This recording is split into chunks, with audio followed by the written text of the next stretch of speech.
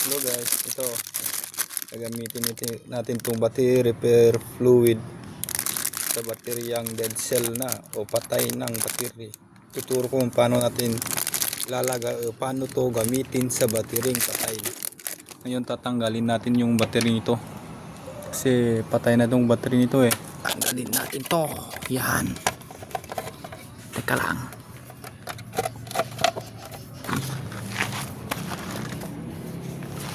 Kita ba?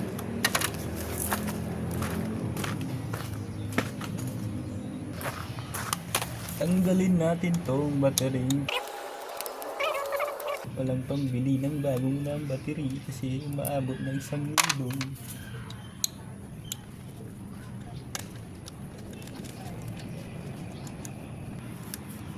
Bakit ano natanggal ito? Ito na. Ang ganito size. Ito.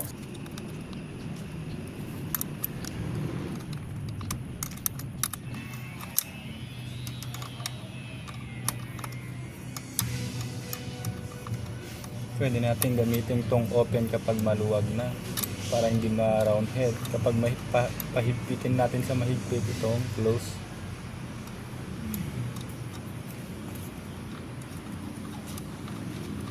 Yan.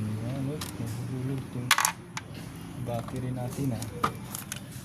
Yan guys, oh, tignan nyo. Ngayon bubuhayin natin tong battery to.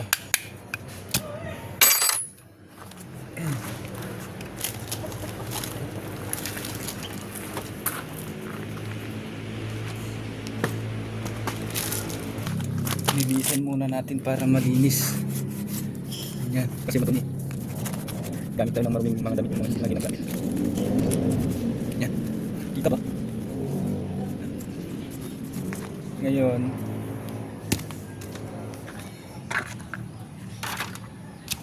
kahit hindi na ako makita, gamit nitong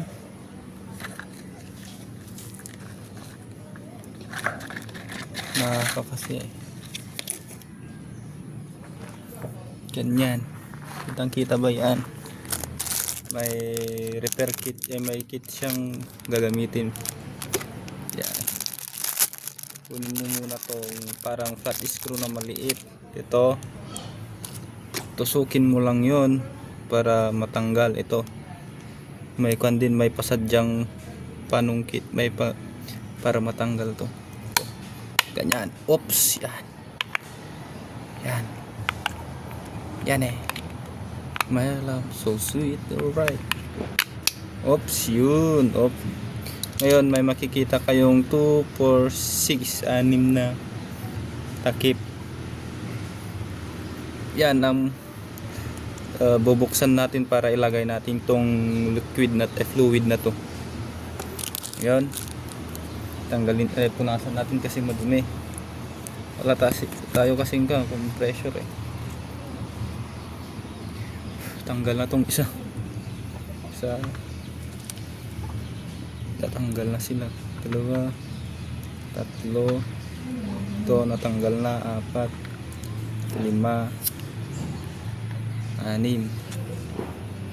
Tanggal na. Ngayon kung may natitiraman na laman na fluid to, tanggalin natin. Pero wala talaga, oh. Walang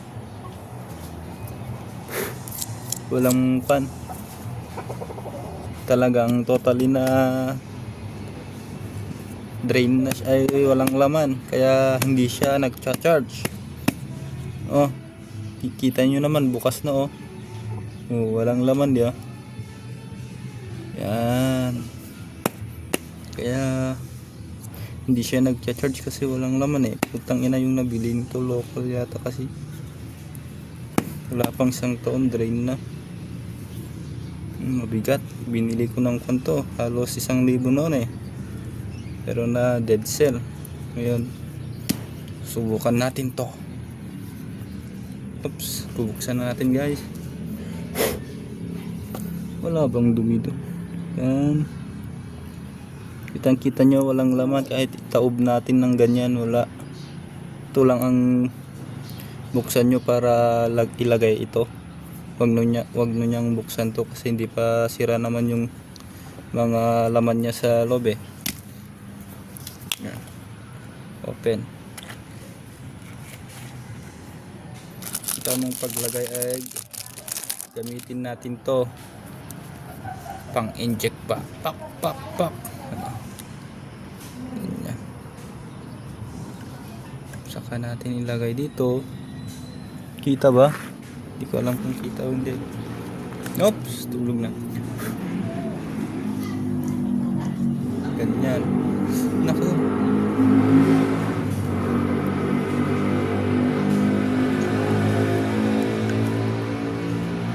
Lagay lang natin sa mga butas, no, guys. Hanggang mapuno. Oh, puno na yun. Hop. Hop.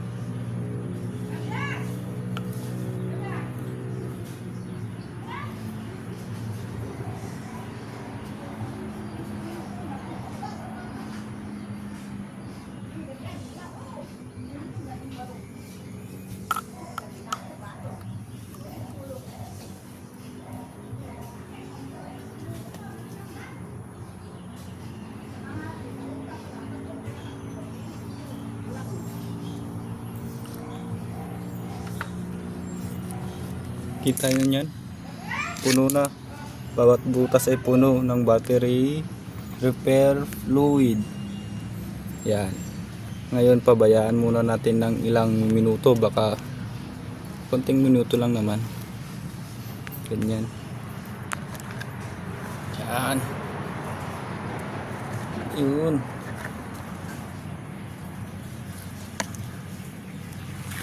Ganyan ba?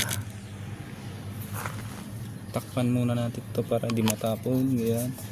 Itago natin to para gamitin na naman natin sa ibang mga battery. Yan. Pati ito. Lagyan natin sirin niya. Ito. Para may gagamitin na naman tayo ulit. Hindi na siya bumababa eh. Tayin lang natin konting bumaba kung pwede na yan. Tsaka natin ilagay tong takip niyang mga to, itong mga malilit na kulay black. Yan, tsaka natin lilinisan mamaya. Basta ganyan. Ganyan. Ganyan.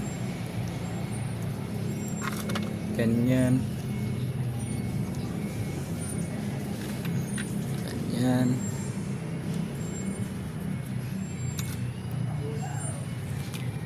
Ba't parang konti yung isa pala? Dagdagan natin yung isa, hindi natin napuno. Teka lang. Ba't lumiit yung kanya?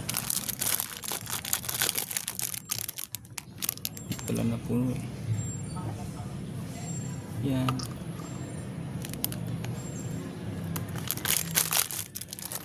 Yung final. Dapat puno bawat butas mapuno ng battery fluids. Hindi natin na pwedeng hintayin ng matagal. Kasi need na natin, may pupuntahan pa tayo eh. Pero kung wala, kahit medyo ganyan lang po guys. Yan. Pagsulok. Yan, tanggal. Yan. Yan. Yan. Yan. Yan. Yan.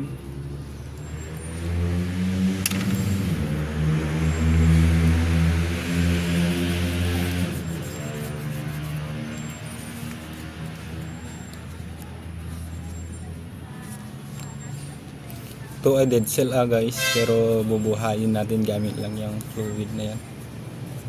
Yan. Ngayon may pandikit tayo. Ngayon didikit natin yung takip. Ito, punasan muna natin. Lagay natin to. Ganyan lang ba? Ganyan. Ganyan ang pagdikit ay paglagay natin, pang balik natin. Oops. Ngayon lagyan na natin to, malinas na to. Yun lang natin ng pandikit tong gilid nya dito. Yan, para may dikit yung takip.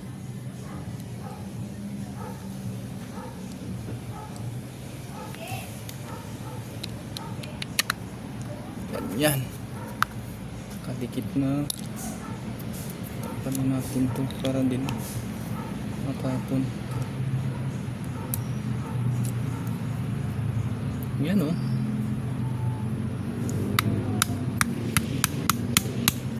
Tapos na. Ngayon ibabalik na natin dun sa motor.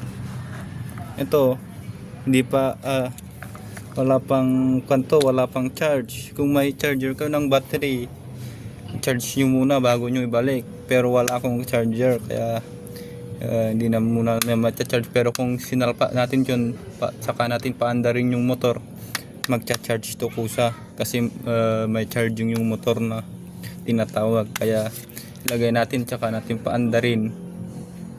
Gagamitin natin pang ilang minuto or oras, matcha-charge din to. Ganon. Hindi yung pagkalagay mo to tsaka mo sinalpak sa motor may kuryente na, wala pa. Yung pagkakalam kasi ng iba, kapag nilagay mo na to may kuryente na agad, pero dapat i-charge mo muna or ilagay mo muna dyan sa motor para mag-charge kusa kapag inandar mo na or in-start. Ngayon salpak na natin. Medyo lapit natin ganyan.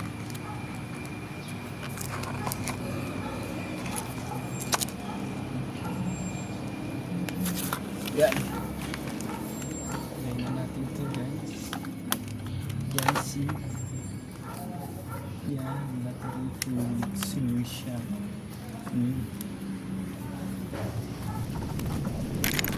Yan nga pala.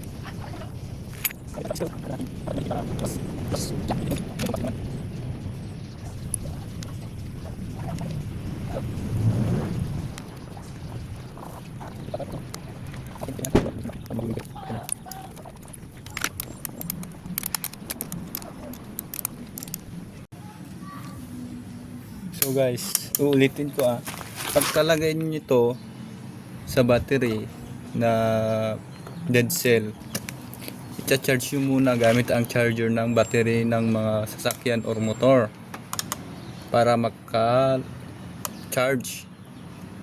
Or kung wala kayong charger tulad ko, salpak nyo sa motor, saka nyo andarin or gamitin muna kusang magcha-charge. Pwede nang gamitin yung mga push button nya kapag nag-charge na kusa. Ganun po guys, hindi yung kapag nilagay mo na tong fluid na to may kuryente na, wala pa. Kasi pagkakaalam kasi ng mga iba, kapag nilagay na to may kuryente na pero wala pa. Dapat andarin or i-charge mo muna. Ganun guys. Gets ba guys?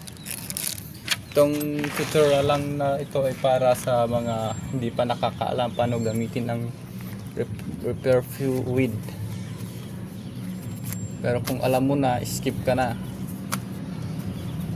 At subscribe na din guys, like and share. Kasi baguhan lang ako kaya mahirap akong magsalita at magtagalog. Nagsisimula pa lang akong mag-vlog guys. Ganun ba? Yun. Ayusin natin ito para gamitin natin sa next kung may masisira or madudugset. Pero itong temporary lang itong gamit na ito. Kung pwede mo itong gamitin unless hindi pa sira talaga yung loob ng battery. Kung nawalan lang ng liquid ganun, pwede mong gamitin ito. So guys, yun lang po.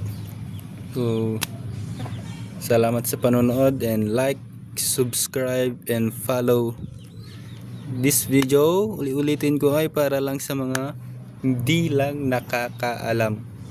Thank you and God bless.